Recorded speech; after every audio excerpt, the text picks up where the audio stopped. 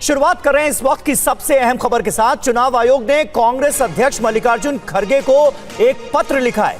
कांग्रेसी नेताओं के बयान पर चुनाव आयोग ने आपत्ति जताई और कहा है कि ऐसे बयान इससे पहले कभी नहीं सुने गए। ऐसे बयान देश की लोकतांत्रिक परंपरा के खिलाफ हैं। जनता की राय को नकारने जैसे हैं ये बयान अभिव्यक्ति की आजादी से कोसों दूर हैं। नतीजों पर पार्टी अध्यक्ष की राय अहम हो जाती है। चुनाव आयोग ने कांग्रेस प्रतिनिधिमंडल को मिलने का वक्त दिया है, लेकिन साथ ही साथ कांग्रेस अध्यक्ष मल्लिकार्जुन खड़गे को चुनाव आयोग की तरफ से जो चिट्ठी लिखी गई है उसमें कई महत्वपूर्ण बातों का जिक्र है और कांग्रेसी नेताओं के हरियाणा चुनाव के नतीजों के बाद जो बयान सामने आए हैं उस पर आपत्ति जताई गई है।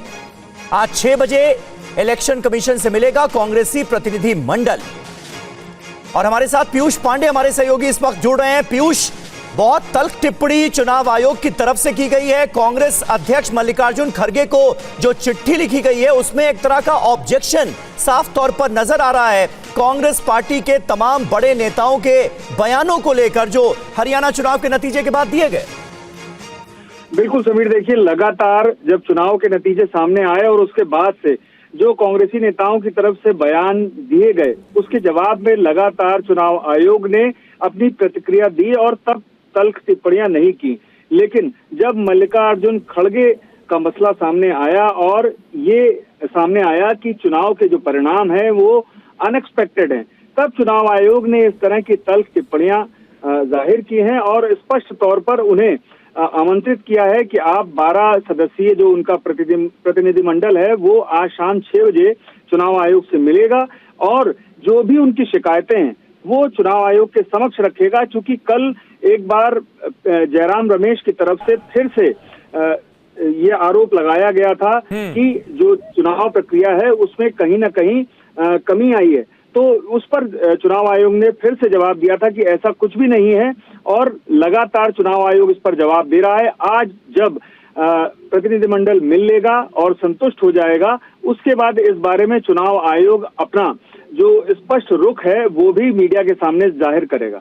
शुक्रिया पीयूष आपका इस जानकारी के लिए।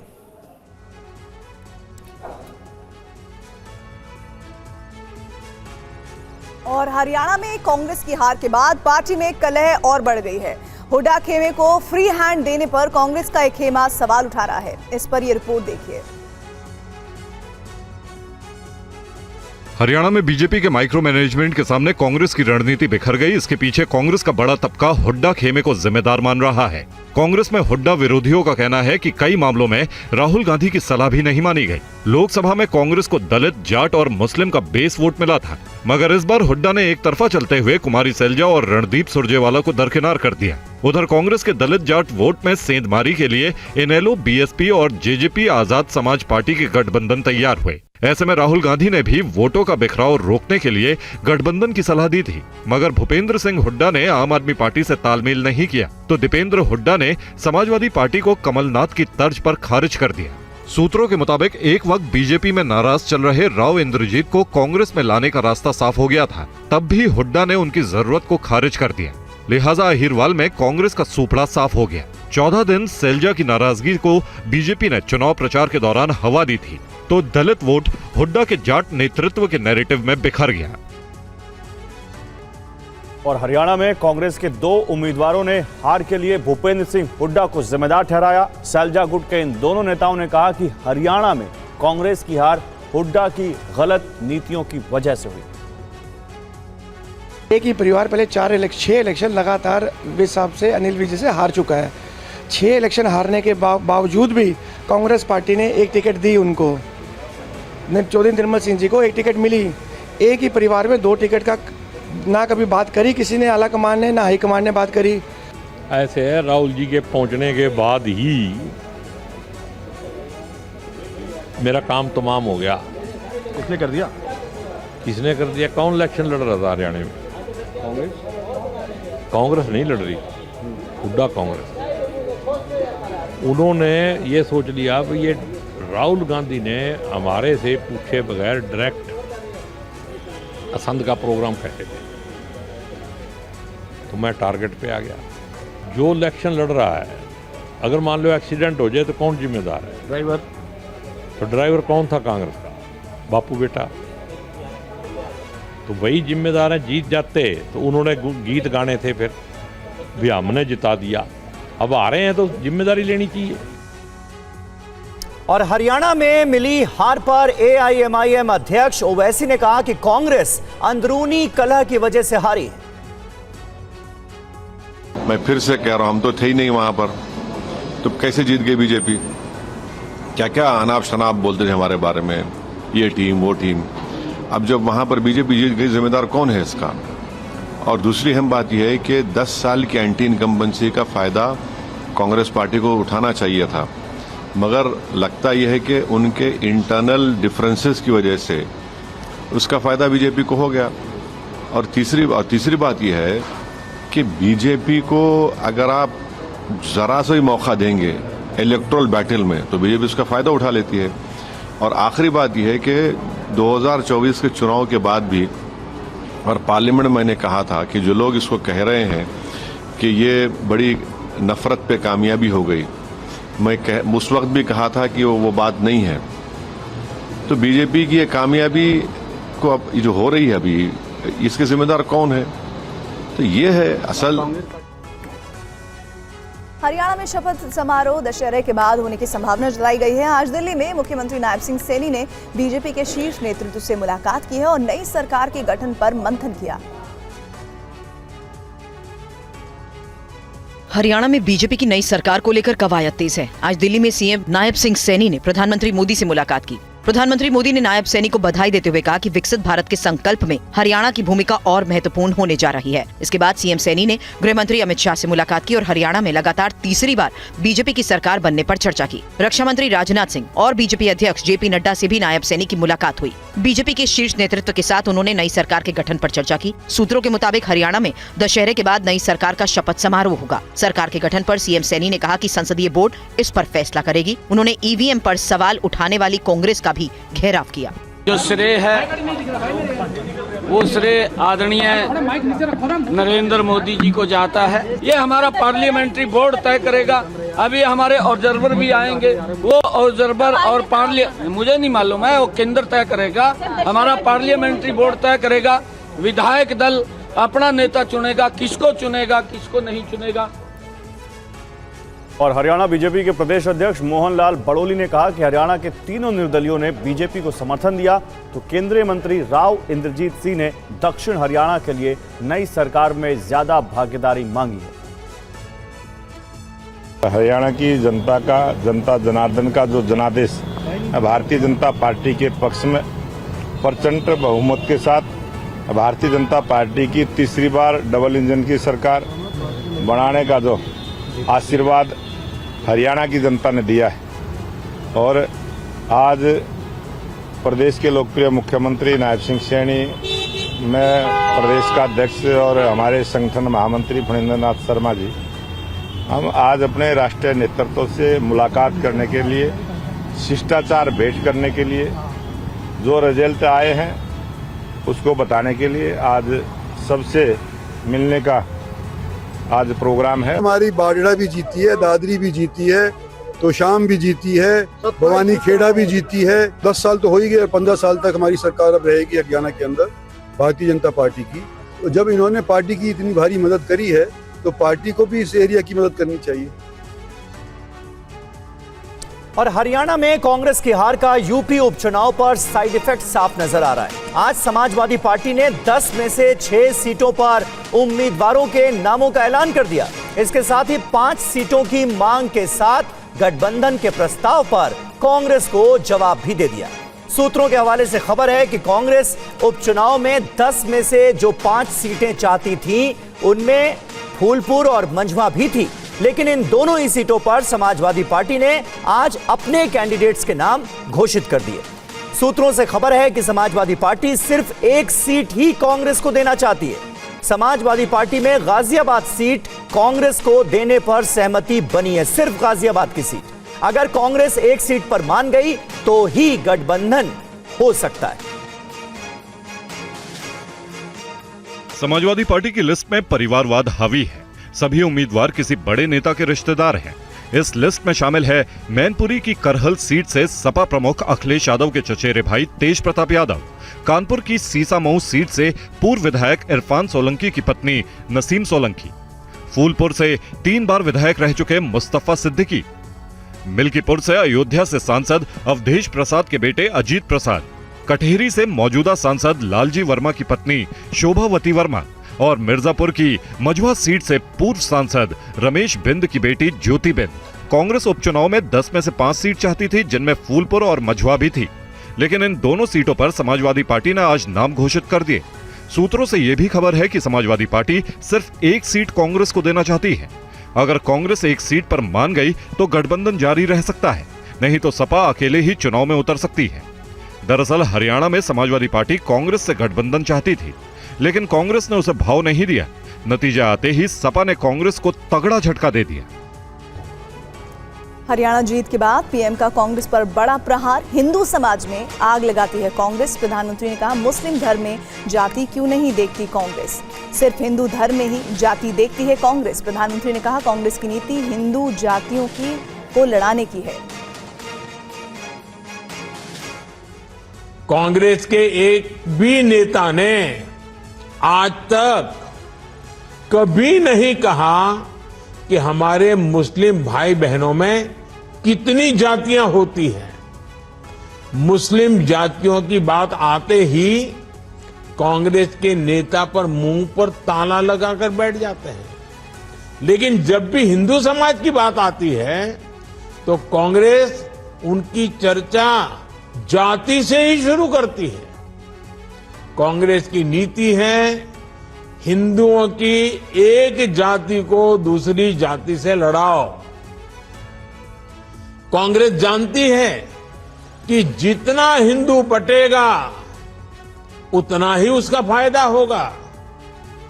कांग्रेस किसी भी तरीके से हिंदू समाज में आग लगाए रखना चाहती है ताकि वो उस पर राजनीतिक रोटियां सेकती रहें।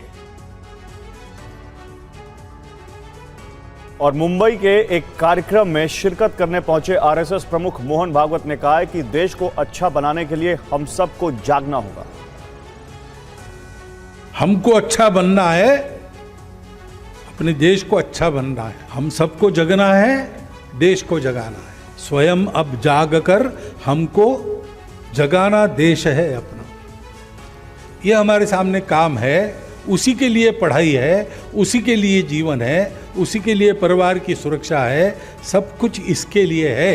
ये ध्यान में रखकर आज की स्पर्धा का हम विचार करें, परंतु आपस में जुड़ जाने की, दोस्ती करने की ये जो कला है, और ऐसी दोस्ती का उपयोग स्वार्थ के लिए न करते हुए देश के लिए करने की जो प्रवृत्ति है, उसके कारण देश का और करने वालों का नाम दुनिया में अमर हो जाता है।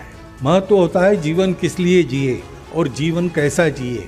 1857 में जो लड़े उस समय तो स्वतंत्रता मिली नहीं, वो तो हार गए, लेकिन आज भी हम उनकी कीर्ति गाते हैं, क्योंकि 1857 में वो नहीं लड़ते तो 1947 में हम स्वतंत्र नहीं होते। और हरियाणा में बीजेपी की जीत की गूंज महाराष्ट्र तक सुनाई दे रही है, जहां सत्तारूढ़ महायुति उत्साह से लबरेज है, वहीं महाविकास अघाड़ी में सिर फुटव्वल शुरू हो गई। हरियाणा चुनाव के नतीजों ने महाराष्ट्र में सत्तारूढ़ बीजेपी शिवसेना शिंदे गुट के महायुति गठबंधन में नई ऊर्जा भर दी है। महायुति को महाराष्ट्र में भी हरियाणा जैसी जीत की उम्मीद दिख रही है। महायुति के नेताओं ने कहा है कि महाविकास अघाड़ी के झूठ का पर्दाफाश महाराष्ट्र में भी होगा और उसका फेक नैरेटिव नहीं चलेगा। कांग्रेस को कोसने वाले और अकेले लड़ने की नसीहत देने वाले संजय राउत के बारे में कैबिनेट मंत्री शंभू राजे देसाई का कहना है कि राउत को और यूबीटी को सिर्फ सीएम पद से मतलब है। ये सोचने का वक्त महाविकास आघाड़ी के बाकी लोगों को, बाकी पार्टियों का है कि उबाटा के नेताओं का जो स्टेटमेंट आता है वो महाविकास आघाड़ी को फायदेशीर है, फायदेमंद है, या महाविकास आघाड़ी को डैमेज करने वाला है। बार बार महाविकास आघाड़ी के बाकी पक्षों ने कहा है कि मुख्यमंत्री पद का या महाविकास आघाड़ी के नेतृत्व कौन करेगा ये इलेक्शन के बाद तय किया जाएगा, लेकिन फिर भी बार बार यहाँ पे उबाटा के नेता कहते हैं कि इसके बारे में आप निर्णय लो। महाराष्ट्र के उप मुख्यमंत्री देवेंद्र फडणवीस ने हरियाणा चुनाव परिणाम के बाद महाविकास अघाड़ी पर तंज कसा। फडणवीस ने कहा कि विपक्षी गठबंधन अभी से बिखरने लगा है। देवेंद्र फडणवीस ने हरियाणा चुनाव परिणाम के बाद महाविकास अघाड़ी पर हमला करते हुए कहा है कि हम साथ साथ हैं बोलने वाले अब हम आपके हैं कौन बोलने लगे हैं। इस चुनाव ने स्पष्ट रूप से दिखा दिया है कि लोकसभा चुनाव के दौरान जो फेक नैरेटिव तैयार किया गया था वो ब्रेक हो गया है। आणि त्यामुळे कालपर्यंत आम्ही एकत्रित आहोत म्हणणारे, हम साथ साथ है म्हणणारे, आज आता हम तुम्हारे है कौन कसे म्हणायला लागले ते तुम्हाला पाहायला मिळत आहे। हरियाणा में कांग्रेस की हार के बाद शिवसेना यूबीटी की तरफ से निशाना साधा गया। कांग्रेस नेता नाना पटोले ने इस पर आपत्ति जताई है। वो कौन से आधार पे उनने लिखा है क्या है, महाराष्ट्र में ऐसा कुछ नहीं है। अब वो कौन से आधार पे लिखने का करके लिखा है हमें क्या पता, लेकिन आज बिल्कुल चर्चा होगी और बिल्कुल चर्चा करेंगे क्योंकि सार्वजनिक रूप में इस तरह से अलायंस को एलिगेशन नहीं लगा सकते। और टीवी 9 भारतवर्ष से खास बातचीत में नेशनल कॉन्फ्रेंस के नेता उमर अब्दुल्ला ने सरकार की प्राथमिकताओं पर बात की और कहा कि ये सरकार जितनी कश्मीर के लिए है उतनी ही जम्मू के लिए भी। सर, आपने परसों एक अच्छी बात की कि रीजनल बैलेंस की, खासतौर पर जम्मू की अगर बात करें, how you are going to balance Jammu representation when we will be going for new assembly? Government बनने दीजिए, आप हम पे छोड़िए ना, हमारा काम है जम्मू को ये एहसास देना कि वो इस हुकूमत में शामिल हैं और उनकी बात यहाँ तक पहुँचेगी। अब हम इतने ही जम्मू के मतलब हम हुकूमत हैं जितना हम कश्मीर के हैं, हम उतने ही उन लोगों के लिए हुकूमत है जिन्होंने हमें वोट दिया, उतना ही उनके लिए जिन्होंने वोट नहीं दिया। अब अगर हम सिर्फ उन्हीं लोगों के लिए काम करेंगे जिन्होंने हमारे हक़ में वोट किया तो फिर 70% श्रीनगर शहर की उनके लिए कौन बात करेगा? यहाँ 30% लोगों ने वोट डाला, 70% लोग अपने घर में रहे। क्या उनको हक़ नहीं है कि हुकूमत उनके लिए भी काम करे? तो जिस तरह हमने 70% श्रीनगर के लोगों के लिए काम करना है जिन्होंने इलेक्शन में हिस्सा नहीं लिया, इसी तरह हमें जम्मू के लोगों के लिए काम करना है जिन्होंने हमारे हक़ में वोट नहीं डाला। और जम्मू कश्मीर के चुनावी नतीजों के बाद बीजेपी अब विपक्ष की भूमिका में होगी। बीजेपी ने इसकी कैसी तैयारी की है, इस रिपोर्ट में देखिए। जम्मू कश्मीर में नेशनल कॉन्फ्रेंस और कांग्रेस की सरकार बनने के बाद अब चर्चा इस बात की हो रही है कि बीजेपी की ओर से विपक्ष का नेता कौन होगा। कांग्रेस नेता कह रहे हैं कि बीजेपी ने चुनाव जीतने के लिए अलगाववादियों का भी साथ लिया, लेकिन कामयाब नहीं हो पाए। खुद तो कभी पहुंच ही नहीं सकते थे, लेकिन उनके ABCDF तक पार्टियां थी जो कि कल कोई अलगाववादी थे, कोई प्रो पाकिस्तान थे, उन सब के साथ तालमेल करके वो सरकार बनाने के प्रयास में थे। चुनाव में बीजेपी की सभी सीट जम्मू से मिली हैं। ऐसे में बीजेपी के लिए विपक्ष का नेता कौन होगा, इस पर बीजेपी नेता और पूर्व डिप्टी CM कविंदर गुप्ता ने क्या कहा, सुनिए। जब हमने टेररिज्म को खत्म किया है, जीरो टॉलरेंस के आधार पर शांति व्यवस्था बनाई है, विकास के काम लगातार केंद्र सरकार द्वारा किए जा रहे हैं। बीजेपी अपना अपोजिशन का रोल निभाएगी। जम्मू जो हमारा खित्ता है उसके साथ बेइंसाफी ना हो, इस प्रकार की भी कोशिश की जाएगी और पूरे जम्मू कश्मीर के लिए जिस प्रकार से विकास कार्य पहले से जारी हैं, इस प्रकार से अपना रोल अदा करेगी।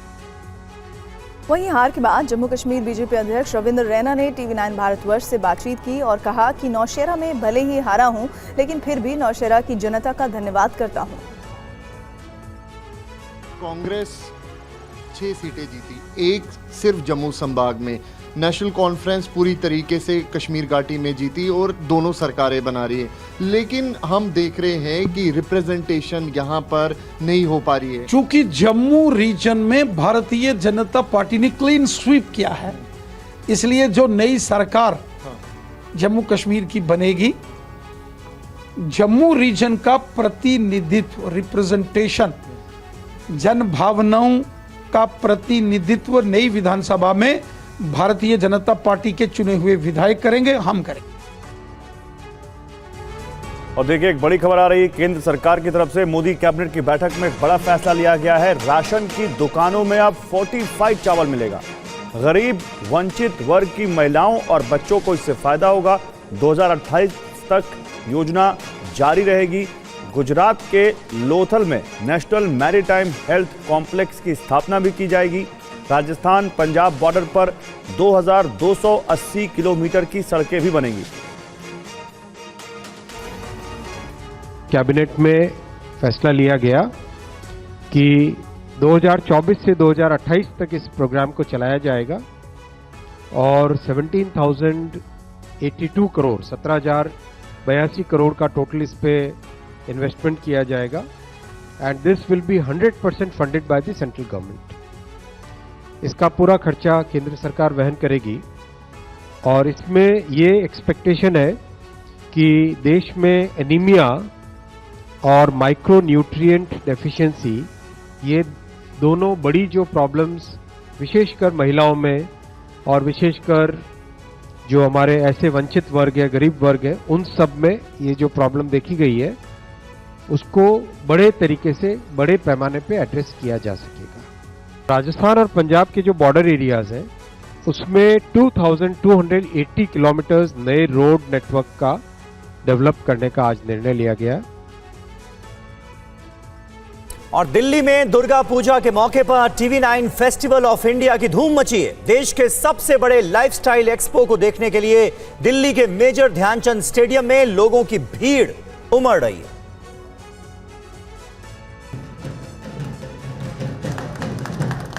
दिल्ली में TV9 फेस्टिवल ऑफ इंडिया में लोगों का उत्साह देखने लायक है। मेजर ध्यानचंद स्टेडियम में भारी भीड़ उमड़ रही है। TV9 फेस्टिवल ऑफ इंडिया का सेकेंड एडिशन। सामने देखिए आप तस्वीरों में कि किस तरीके से माता रानी के भव्य पंडाल का शुभारंभ हो चुका है। तो आप अगले कुछ दिनों तक यहाँ माता रानी के दर्शन के साथ साथ अन्य चीजों का भी लुत्फ उठा सकते हैं। TV9 festival of India Delhi के सबसे ऊंचे दुर्गा पूजा पंडाल की मेजबानी कर रहा है। यहाँ दुर्गा पूजा के सार को उसकी पूरी महिमा के साथ दिखाया और बताया जा रहा है। जीवंत मूर्तियां, जीवंत सजावट और भक्ति संगीत लोगों को लुभा रहा है।